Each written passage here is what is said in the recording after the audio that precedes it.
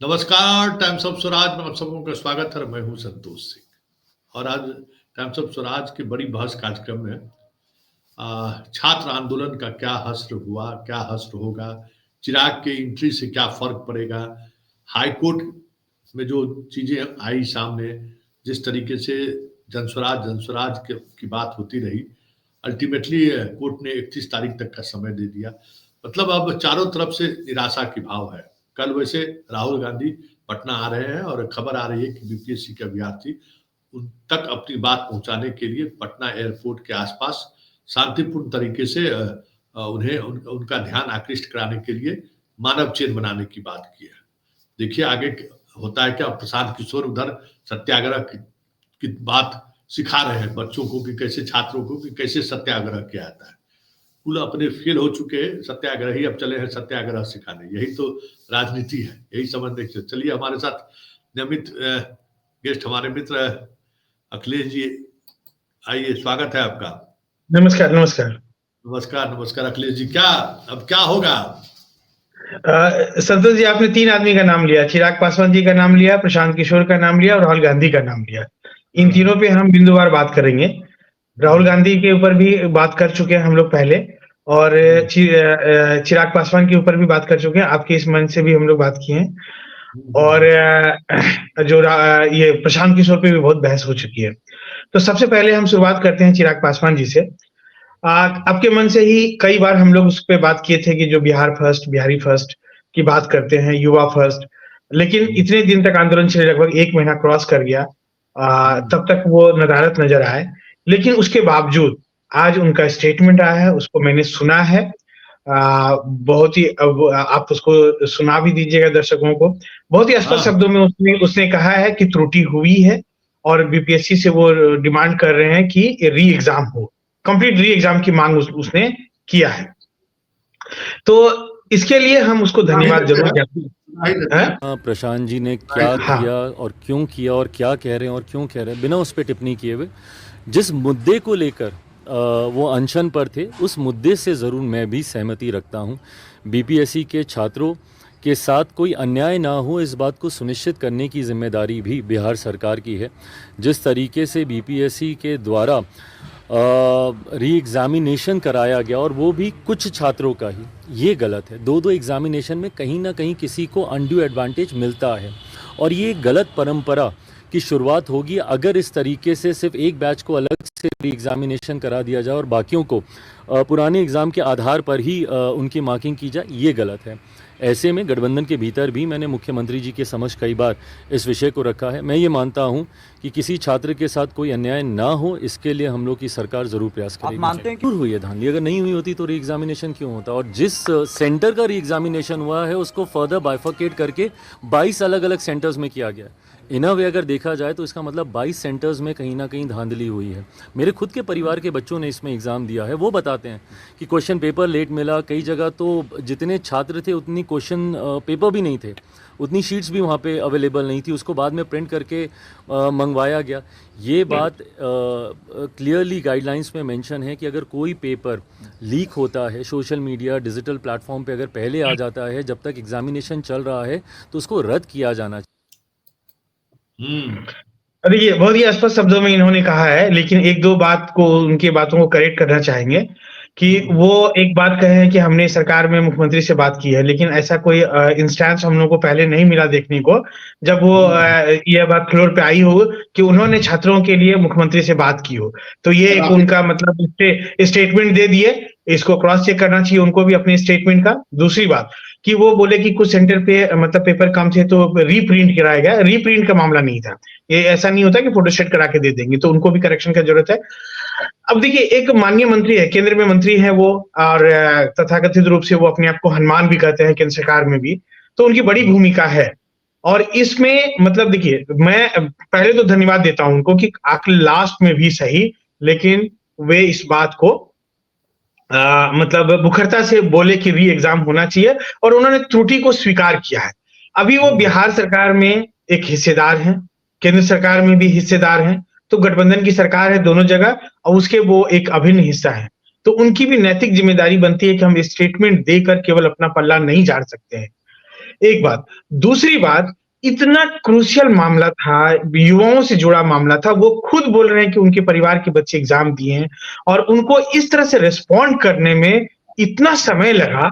13 तारीख को सोचिए एग्जाम हुआ, आज कितना तारीख है?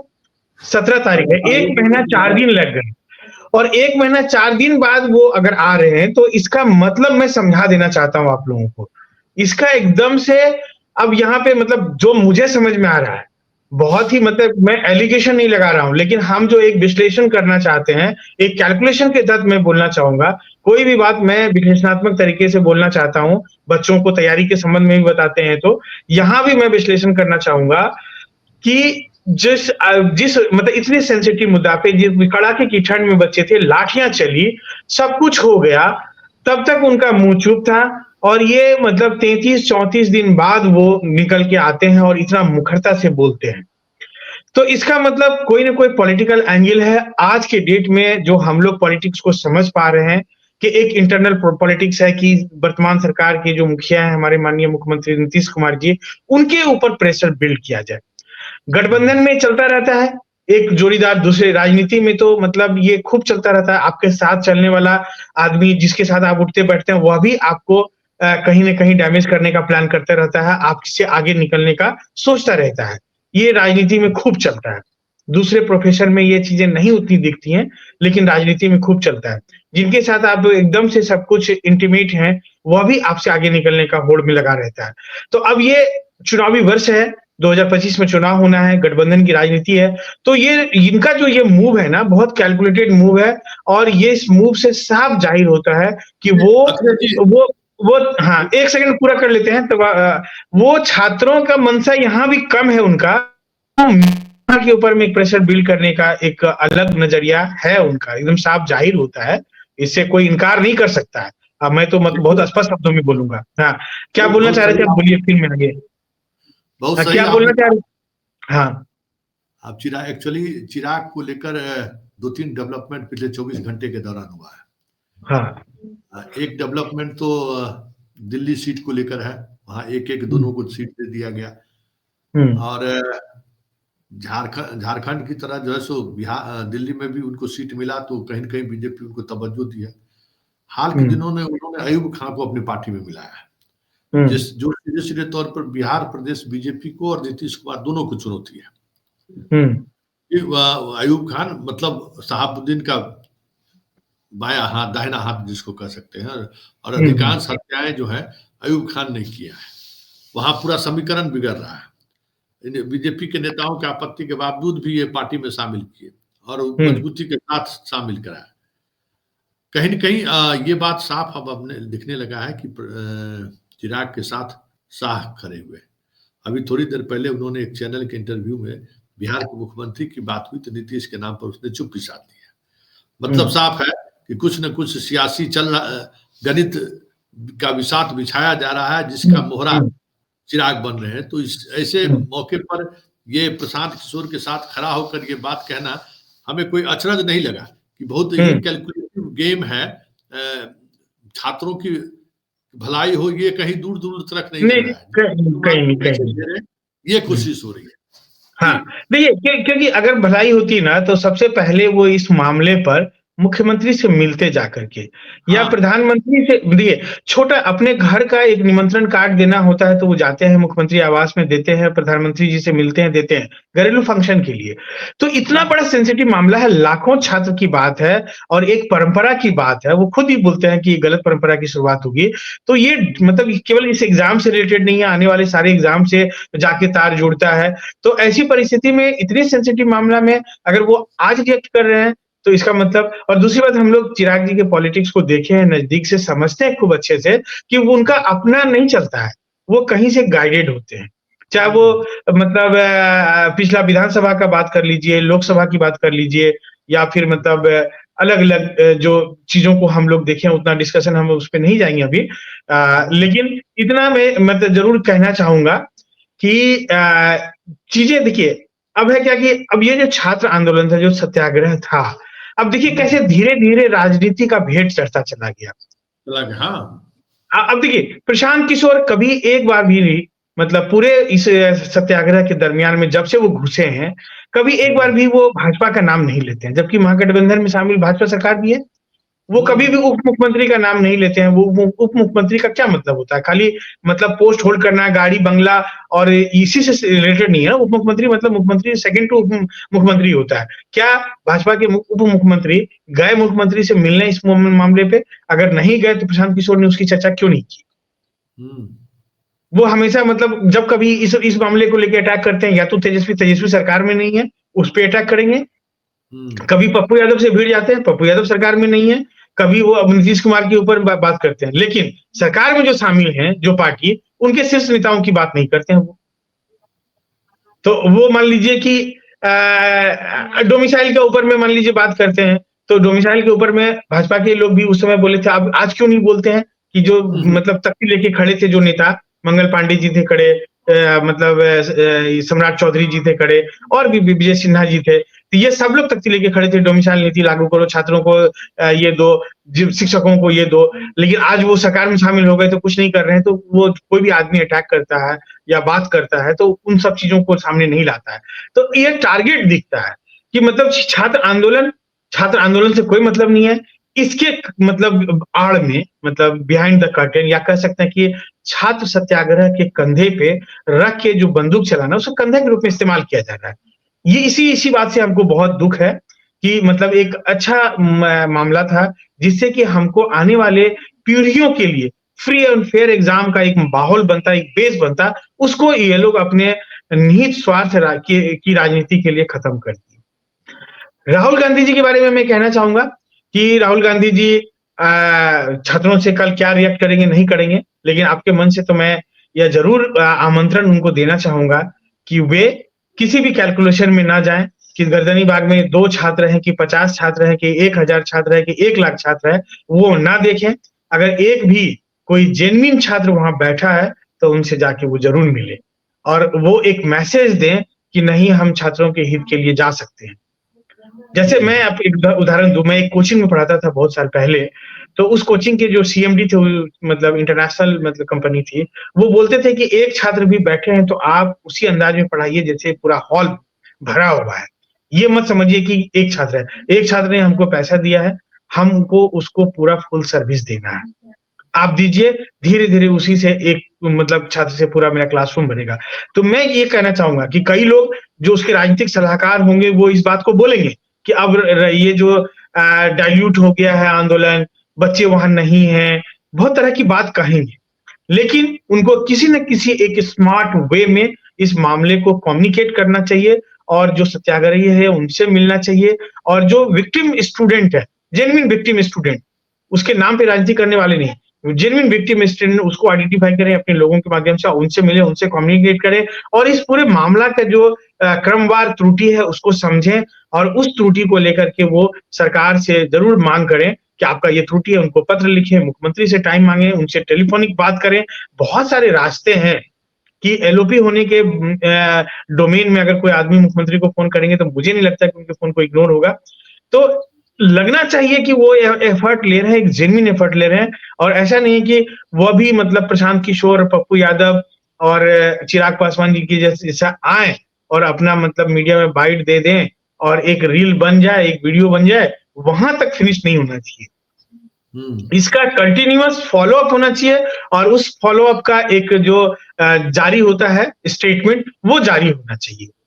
तब तो मान लीजिए हमको लगेगा कि कोई आदमी मेरे लिए जेन्युइन एफर्ट ले रहा है। नहीं तो मान लीजिए कि बात करने के लिए तो कोई भी आदमी आपसे मीठी मीठी बातें कर सकता है, लेकिन सही में आपसे कंसर्न है कि नहीं, आपके मुद्दों से उसको मतलब है कि नहीं, कि आपके मुद्दे के आड़ में वो केवल अपना राजनीति करना चाहते हैं, आपका सिंपैथी लेना चाहते हैं। ये दोनों तो इतना थीन लकीर है ना, वही बच्चा लोग कंफ्यूज कर जाता है, बच्चा लोग उत्साहित हो जाता है। वैसे हाईकोर्ट का जो ऑब्जर्वेशन आया है उसको आप क्या देखते हैं? देखिए, हाईकोर्ट का ऑब्जर्वेशन बहुत इंकरेजिंग तो नहीं है। वो रिजल्ट अगर इंकरेजिंग होता तो पहला वो रिजल्ट पे स्टे की बात करते, समझे। वो बोले कि मैं सुनवाई करूंगा।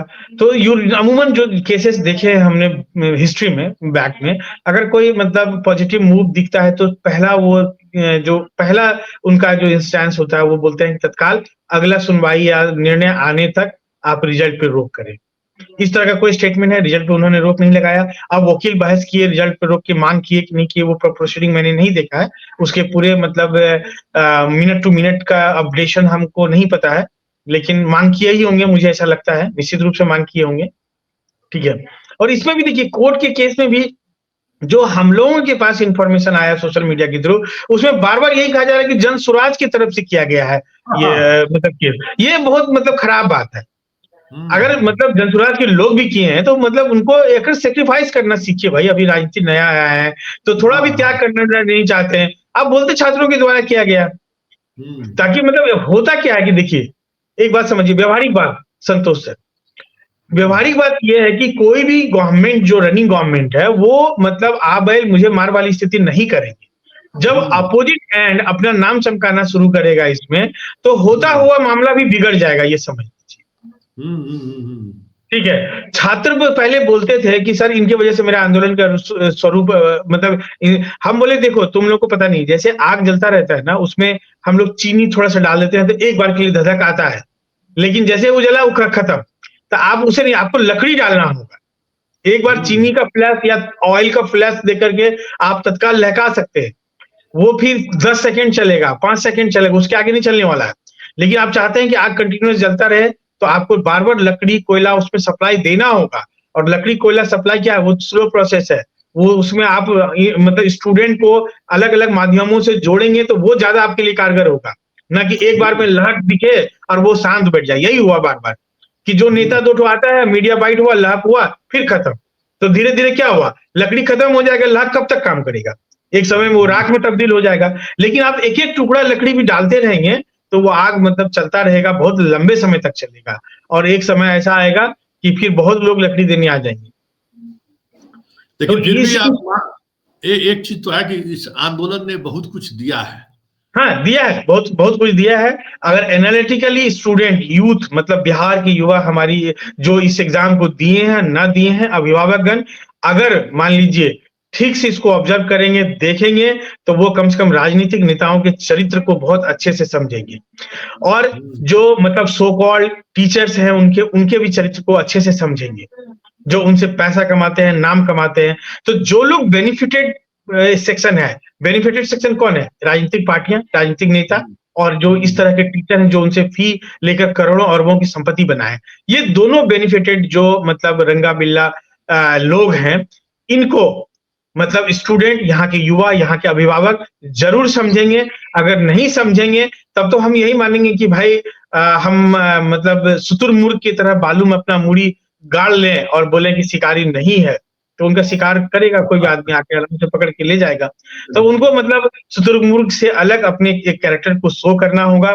और मैं अभी भी कहता हूं कि मतलब जो सत्याग्रह है, जो युवा है, सत्याग्रह खत्म हो जाए, बंद हो जाए, कैंसिल हो नहीं हो, लेकिन जब इस बार विधानसभा में आपके नेता आएंगे वोट मांगने, आप उनसे ऐसे सवाल जरूर कीजिएगा।